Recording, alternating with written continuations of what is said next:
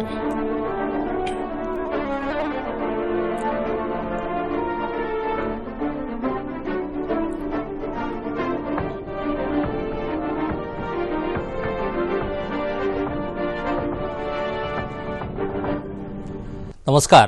पाचच्या बातमीपत्रात मी विनायक घोडे आपलं स्वागत करतो. पाहूया काही ठळक घडामोडी.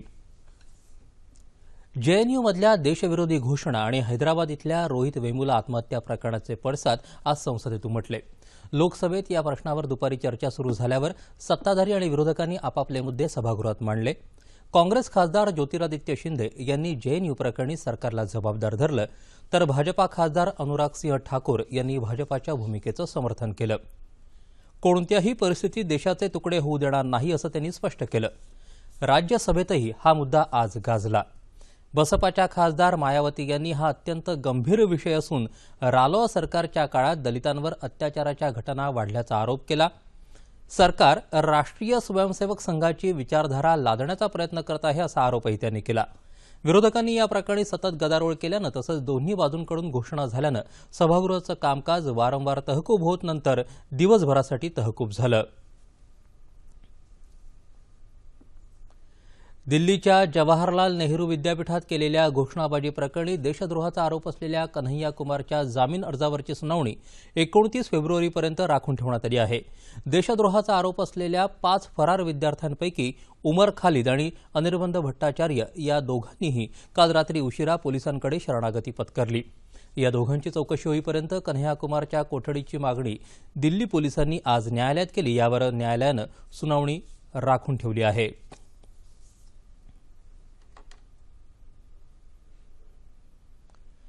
महाराष्ट्र सदन घोटाळ्याप्रकरणी लाचलुचपत प्रतिबंधक विभागानं आज माजी उपमुख्यमंत्री छगन भुजबळ, माजी खासदार समीर भुजबळ, आमदार पंकज भुजबळ यांच्यासह एकूण 16 आरोपींविरोधात आरोपपत्र दाखल केलं आहे. सत्र न्यायालयात हे आरोपपत्र दाखल करण्यात आलं आहे. यात बांधकाम विभागाचे तत्कालीन सचिव, कार्यकारी अभियंता, विकासक आणि वास्तुशास्त्रज्ञांची नावं आहेत. 20,000 पानांच्या या आरोपपत्रात या सर्व आरोपींविरोधात फसवणूक, भ्रष्टाचार आणि गैरव्यवहाराचे गुन्हे दाखल करण्यात आले आहेत.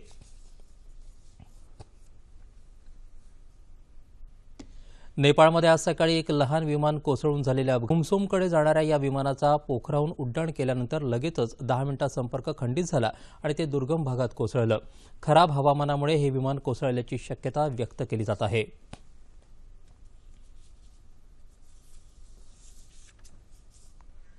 राज्यातल्या डान्सबारवरची बंदी उठवण्याबाबतच्या निर्णयावर फेरविचार करणार नाही असं सर्वोच्च न्यायालयानं आज स्पष्ट केलं. राज्यातल्या डान्सबारवर सरकारनं लादलेल्या अटींबाबत आज सर्वोच्च न्यायालयात सुनावणी झाली. या अटी जाचक असल्याची याचिका बार मालकांनी केली आहे. बार मालकांच्या आक्षेपांना येत्या 1 मार्चपर्यंत उत्तर द्यावं असे निर्देश सर्वोच्च न्यायालयानं राज्य सरकार आणि पोलिसांना दिले. डान्सबार बंदी उठवण्याबाबतचा सर्वोच्च न्यायालयाचा निर्णय सरकारवर बंधनकारक असल्याचं सांगत या निर्णयाची अंमलबजावणी न केल्याबाबत न्यायालयानं आज नाराजी व्यक्त केली. डान्सबार मालकांना बार आणि डान्स करण्याची जागा वेगवेगळी ठेवावी लागेल, तसंच सर्व डान्स बारमध्ये सीसीटीव्ही कॅमेरे लावावे लागतील यासह सुमारे 26 अटी राज्य सरकारनं घातल्या आहेत. आज जागतिक स्तरावर मुद्रण क्षेत्रात मोठे बदल होत असून ते बदल आपणही स्वीकारायला हवेत असं मत महाराष्ट्र मुद्रण परिषदेचे अध्यक्ष बाळासाहेब आंबेकर यांनी व्यक्त केलं. जळगाव इथल्या मुळजी जेठा महाविद्यालयातर्फे जागतिक मुद्रण दिनानिमित्त आयोजित चर्चासत्रात ते बोलत होते. यावेळी दैनिक लोकमतचे मुख्य संपादक मिलिंद कुलकर्णी, महाराष्ट्र मुद्रण परिषदेचे उपाध्यक्ष आणि इतर पदाधिकारी उपस्थित होते. मुद्रण क्षेत्रात प्रशिक्षित युवकांना उत्तम संधी असल्याचंही आंबेकर यावेळी म्हणाले. केंद्र सरकारच्या आरोग्य विभागानं विडी उद्योगावर लादलेल्या जाचक अटी तत्काळ रद्द कराव्यात या मागणीसाठी सोलापूर विडी कामगार संघटनेनं आज बाळे रेल्वे स्थानक इथं रेल रोको आंदोलन करून आपला निषेध व्यक्त केला.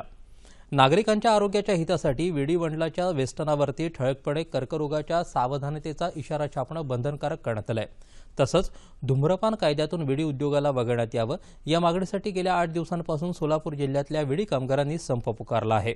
विडी कामगारांच्या मागण्या शासनानं तत्काळ मान्य केल्या नाहीत तर यापुढे सोलापूर बंद ठेवण्याचा इशारा कामगार नेते विष्णू कारंपुरी यांनी दिला आहे. बांगलादेशमध्ये आजपासून T20 आशिया चषक क्रिकेट स्पर्धा सुरू होते। सलामीच्या सामन्यात यजमान बांगलादेश आणि भारत यांची मीरपूर इथं लढत होणार आहे। भारतानं गेल्या 6 लढतीत 5 विजय मिळवल्यानं या सामन्यातही भारतीय संघ पूर्ण क्षमतेनं खेळ करण्याची शक्यता आहे। मात्र कर्णधार महेंद्रसिंग धोनीच्या दुखापतीचा फटका भारतीय संघाला बसण्याची भीती आहे।